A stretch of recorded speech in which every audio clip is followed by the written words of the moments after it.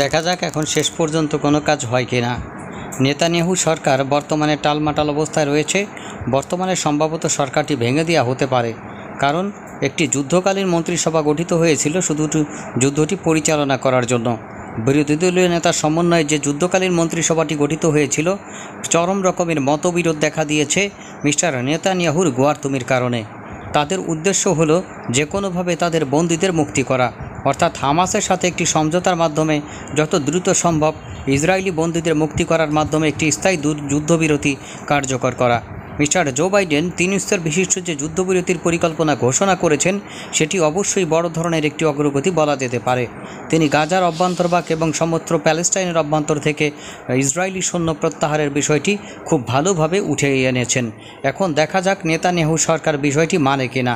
আর তারই মধ্যে ইরানের পারমাণবিক অস্ত্র নির্মাণের বিষয়টি হু হু করে এগিয়ে যাচ্ছে। সম্ভবত মিস্টার নেতানিয়াহু এই বিষয়টিতে নজর দেওয়ার জন্য গাজার অভ্যন্তরভাগে আর কোনো সমস্যা রাখতে চাচ্ছে না। ইসরায়েলকে প্রতিরোধ করার মাধ্যমে এবং ইসরায়েলে স্থিতিশীলতা নিরাপত্তা ব্যবস্থা এবং প্যালেস্টাইন এবং গাজার অভ্যন্তরে সুস্থিতিশীল নিরাপত্তা ব্যবস্থা তৈরি করার জন্য তার চারিদিকের ঝামেলা কমিয়ে আনা দরকার। ইতিমধ্যে আমেরিকা বড় ধরনের একটি চাপের মধ্যে রয়েছে ইউক্রেনে পরাজয়ের মধ্য দিয়ে। ইউক্রেনে সে পরাজিত হচ্ছে বা ন্যাটো পরাজিত হচ্ছে এ বিষয়ে কোনো সন্দেহ নেই। তারপরও যদি এই ধরনের একটি প্রোপাগান্ডা ভিত্তিক পরাজয় তার ঘাড়ের পর এসে পড়ে, তাহলে সামনের নির্বাচনে তার যে কী হবে সেটি নিয়ে চরম রকমের দুশ্চিন্তার মধ্যে রয়েছেন তিনি। আর একটা সংবাদ যেটি IAEA প্রকাশ করেছে সেটি হচ্ছে ইরানের পারমাণবিক অস্ত্র নির্মাণের ঘোষণা। ইরানের পারমাণবিক অস্ত্র নির্মাণ প্রকল্পের ব্যাপারে সম্ভবত আমেরিকা পূর্ব থেকেই জানত, কিন্তু এ ব্যাপারে তারা ভেজাল করেনি এবং ইসরায়েল একটা সুযোগ পেয়েছিল ইরানের অভ্যন্তরভাগে ইরানের পারমাণবিক অস্ত্র যে সকল অবস্থানগুলো রয়েছে সেগুলোতে আঘাত করার, কিন্তু ইসরায়েল সেই সুযোগটি কাজে লাগায়নি। ইসরায়েল শুধুমাত্র একটি ডেমো হামলা চালিয়েছে। ইরানের 300 ক্ষেপণাস্ত্র হামলার জবাবে ইসরায়েল যে হামলাটি চালিয়েছে সেটি ছিল মারাত্মক রকমের দুর্বল এবং সুনির্দিষ্ট নয়। ইসরায়েল নিজের পরিচয় গোপন করে ইরানের অভ্যন্তরে এই ধরনের হামলাটি চালিয়েছিল মূলত তাদের রাডার স্টেশন লক্ষ্য করে অ্যান্টি রেডিয়েশন মিসাইলের মাধ্যমে, এবং ধারণা করা হয় এক্ষেত্রে তারা সিরিয়া এবং ইরাকের ভূমি ব্যবহার করে F-35 লাইটিং টু স্টিলথ যুদ্ধ বিমানের সাহায্যে এই অ্যান্টি রেডিয়েশন মিসাইল নিক্ষেপ করে মূলত তাদের ওইখানে হামলা চালিয়েছিল এবং একটি প্রমাণ দিতে চেয়েছিল বা একটি বক্তব্য তারা উপস্থাপন করতে চেয়েছিল ইরান যদি ভবিষ্যতে ইসরায়েলের অভ্যন্তরে হামলা পরিচালনা করার দুঃসাহস করে তাহলে তারা ইরানের পারমাণবিক স্থাপনা ইস্পাহানে যে অঞ্চলগুলো রয়েছে সেখানে খুব ভালোভাবে হামলা করতে সক্ষম। কিন্তু সেই হামলাটি তারা সরাসরি ইরানের পারমাণবিক স্থাপনায় করেনি কেন? এর বহুবিধ প্রশ্নের জবাব রয়েছে। জবাবগুলো এক এক করে আপনাদের দিব। ইসরায়েলের সক্ষমতা নাই নাকি ভয়ে? বন্ধুরা, ইসরায়েল কেন এত বড় একটা সুযোগ হাতে পাওয়ার পরও ইরানের পারমাণবিক স্থাপনাগুলোকে সুরক্ষিত করলো এবং কোনো হামলা চালালো না? যদিও বন্ধুরা আমেরিকার তৎকালীন নিরাপত্তা উপদেষ্টা জন বোল্টন এ ব্যাপারে গুরুত্বপূর্ণ কিছু পরামর্শ দিয়েছিলেন ইসরায়েলকে, এবং তিনি সরাসরি মিস্টার জো বাইডেনের প্রচণ্ড রকমের সমালোচনা করেছিলেন। তিনি আরও সমালোচনা করেছিলেন মিস্টার ডোনাল্ড ট্রাম্পেরও, এবং ইরানের ব্যাপারে তিনি প্রচণ্ড মাত্রার কট্টর ধারার একজন ব্যক্তি ছিলেন, ডানপন্থী ব্যক্তি ছিলেন, এ বিষয়ে কোনো সন্দেহ নেই। তার বক্তব্য হলো ইসরায়েল মারাত্মক একটি সুযোগ পেয়েছে, অর্থাৎ ইরান যখন ইসরায়েলের অভ্যন্তরে 300 ক্ষেপণাস্ত্রের মাধ্যমে হামলা পরিচালনা করে তখন একটি টিভি চ্যানেলকে সাক্ষাৎকার দেওয়ার সময় তিনি এই বক্তব্যগুলো দিয়েছিলেন। ইরান ইসরায়েলের অভ্যন্তরে প্রচণ্ড রকমের হামলা চালানোর পর মিস্টার জন বোল্টনের বক্তব্য ছিল ইসরায়েল বড় ধরনের একটি সুযোগ পেয়েছে।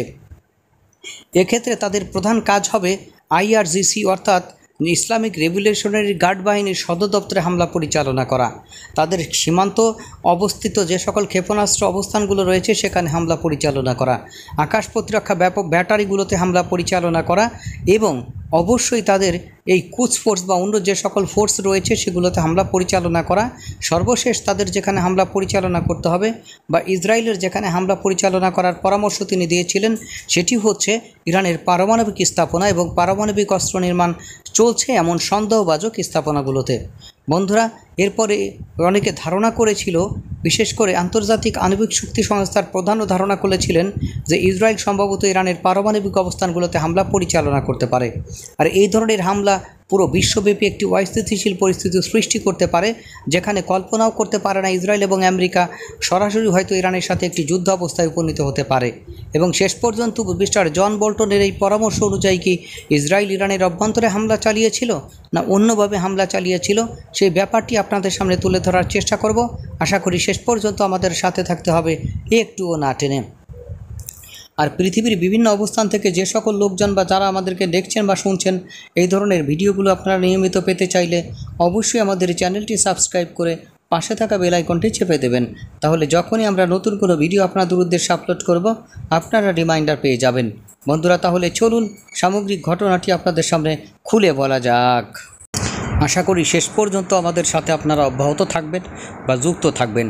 বন্ধুরা, মিস্টার জন বোল্টন বলেছিল, ইরান যেহেতু ইসরায়েলি ভূমি লক্ষ্য করে প্রচণ্ড মাত্রায় হামলা চালিয়েছে এবং ইরানের এই এসকালেশনের মাত্রা ছিল যে কোনো দেশ স্বাধীন হওয়ার পর বা দ্বিতীয় বিশ্বযুদ্ধ শেষ হওয়ার পর অথবা উপসাগরীয় যুদ্ধের পর বা আরব ইসরায়েল যুদ্ধের পর এমন ধরনের একটি বড় হামলা, যে হামলা ইসরায়েলের মাটিতে কেউ করার কোনো দিন সাহস পায়নি। সুতরাং ইরানের হাতে যদি কোনোভাবে পারমাণবিক অস্ত্র উঠে যায় এবং এই ধরনের 400-500 বা 1000 ক্ষেপণাস্ত্রের মাধ্যমে তারা ইসরায়েলের অভ্যন্তরে হামলা পরিচালনা করে, তাহলে নিমেষেই পুরো ইসরায়েল তারা ধ্বংস করে দিতে পারবে। সুতরাং এই ব্যাপারটি নিশ্চিত করার জন্য ভবিষ্যতে যেন ইরানের পারমাণবিক সক্ষমতা এমন পর্যায়ে পৌঁছে না যায় যার মাধ্যমে আসলেই তারা ইনভ্যাদি ধরনের ক্ষেপণাস্ত্র বা ক্ষেপণাস্ত্র প্রতিরক্ষার মাধ্যমে ইসরায়েলের ক্ষেপণাস্ত্রকে আটকে দিতে পারে এবং দুর্ধর্ষ ক্ষেপণাস্ত্র তৈরির মাধ্যমে নিজেদের ক্ষেপণাস্ত্র তারা ইসরায়েলের অভ্যন্তরে ছেড়ে দিতে পারে।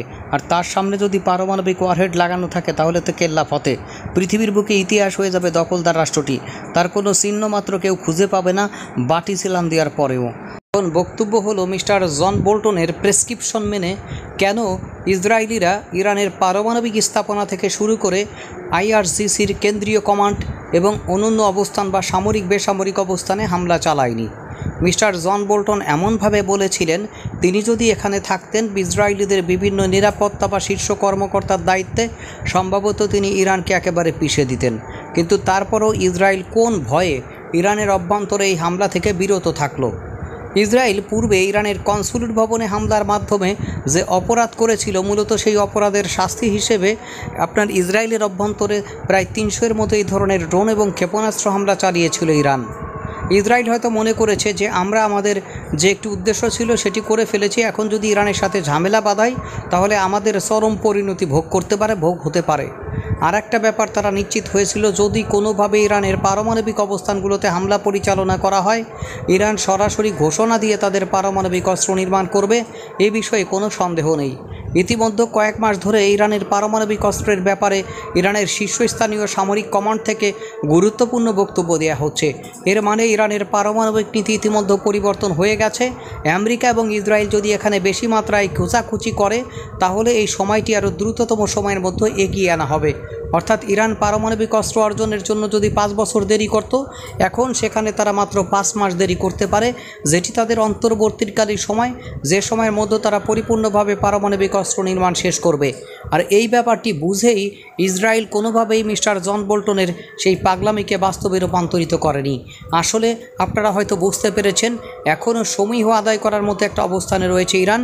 মধ্যপ্রাচ্যের অন্য যে সকল দালাল দেশগুলো মুসলিম রয়েছে, সেই মুসলিম দেশগুলোর পিছনে না ছুটে সে তার মতো করে আত্মনির্ভরশীল হয়ে ঘাপান মেরে যাচ্ছে। ধন্যবাদ।